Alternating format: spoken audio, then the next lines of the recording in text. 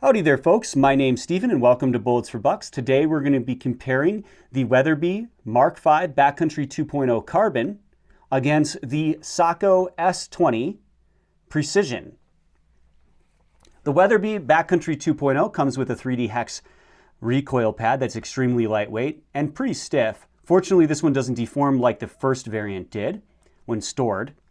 Has a hand-laid Peak 44 carbon fiber stock that's beautiful. Sling swivel stud. Coming forward, a little bit heavier than normal palm swell, which I like. And then it has an all-metal bottom metal with some graphics engraved in it. Features a floor plate and 6.5 RPM. It's 4+1 capacity. Features a Cerakoted floor plate, receiver, and muzzle brake. Has a Trigger Tech field trigger that's curved blade. I do have an aftermarket trigger in this one now. Just down about 2.5 pounds with the included trigger. Features a 6-lug Mark V action. The recoil lug is an integral part of the receiver, which I love to see, and it is spot bed in the front, and it does feature pillar bedding as well. Tactical bolt knob that has been skeletonized, has a 54-degree bolt throw. 2-position safety. On safe, it locks the bolt in its position so it can't be removed.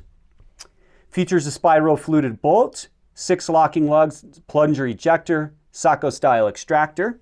The bolt on this one ran a bit rough when I first got it. It's smoothed out over time, but it's still nowhere near as smooth as a Tikka or a Sako. However, it does feel a little bit tighter tolerance-wise. Coming forward, you have about a medium profile forend, sling swivel stud, fully free-floated carbon fiber wrapped barrel. This one's 24 inches, not including the muzzle brake. Depending on the caliber, it comes in different barrel lengths. It has a radial muzzle brake that's Cerakoted, and it is threaded 5/8 by 24.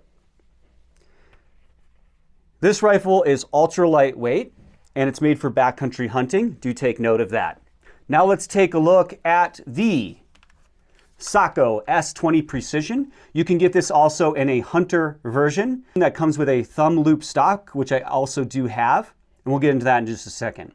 Nice soft recoil pad, adjustable for length of pull here with spacers. Flush cups on both sides. Has a push button adjustable comb height, which is really nice. Then it has a removable buttstock portion, so you can fly with this or store it in a case that's shorter than normal. You loosen this screw and a screw underneath here. This whole piece comes off, goes onto an aluminum piece right here. And that way you can swap it out with the thumb hole butt end that's a little bit lighter. Then coming forward, you have a plastic trigger guard and a mag system on this. Has a mag release in the front. I believe this is a 5-round or 3-round capacity magazine depending on the caliber. This is a 300 Win Mag. Tactical style bolt knob, and the Sako features a 60-degree bolt throw.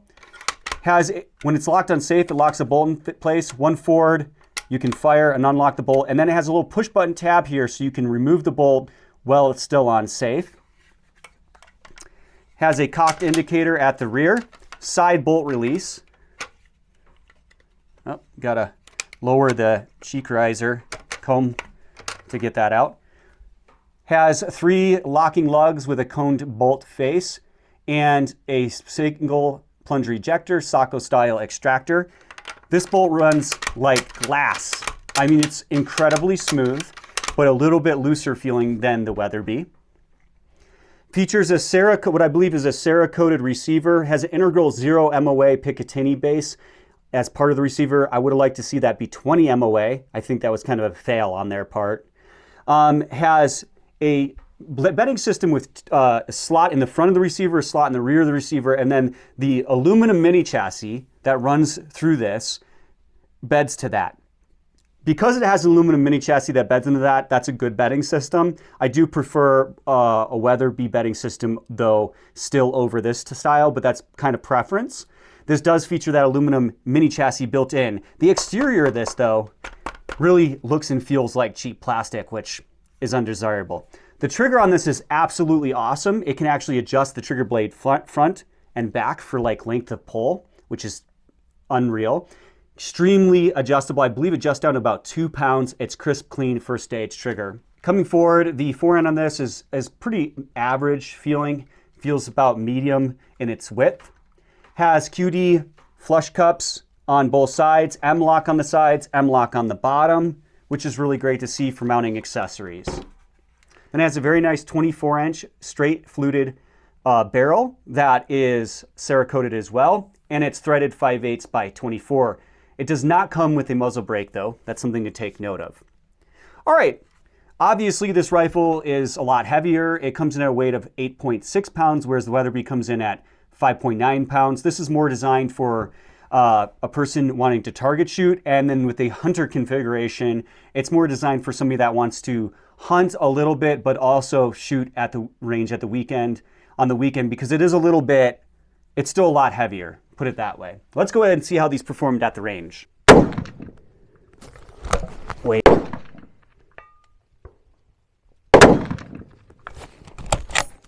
It's about 1/4 inch from the first. A little.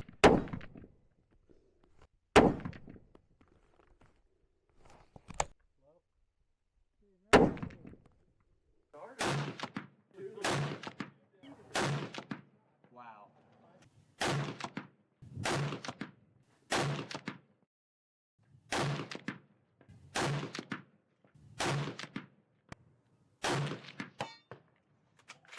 All right, now that we're back from the range, you're probably like, wow, you had a lot of problems with that Weatherby initially with brass getting stuck in the chamber. And that's true. And that was with factory ammunition, factory gun, following procedures. So disappointed to see that. Fortunately, I know in hindsight that that problem eventually worked itself out. Whether it was a burr in the chamber or not, I'm not sure.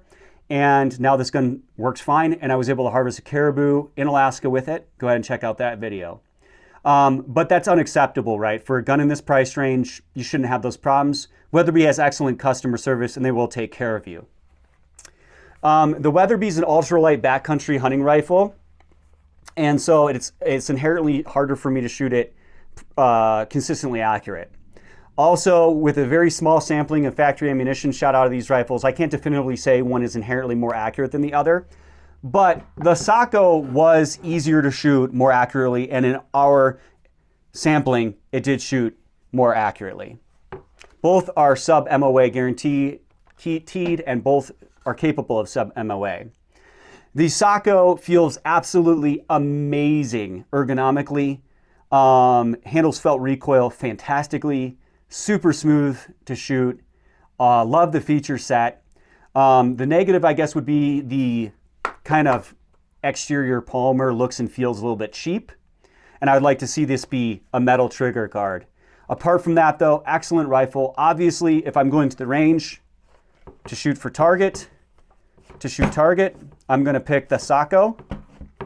If I'm going on a backcountry hunt 10 miles in, I'm going to pick the Weatherby. Hope you enjoyed this comparison of the Weatherby Mark V Backcountry Carbon versus the Sako S20 Precision. Thanks for watching Bullets for Bucks. Check out this next video and subscribe.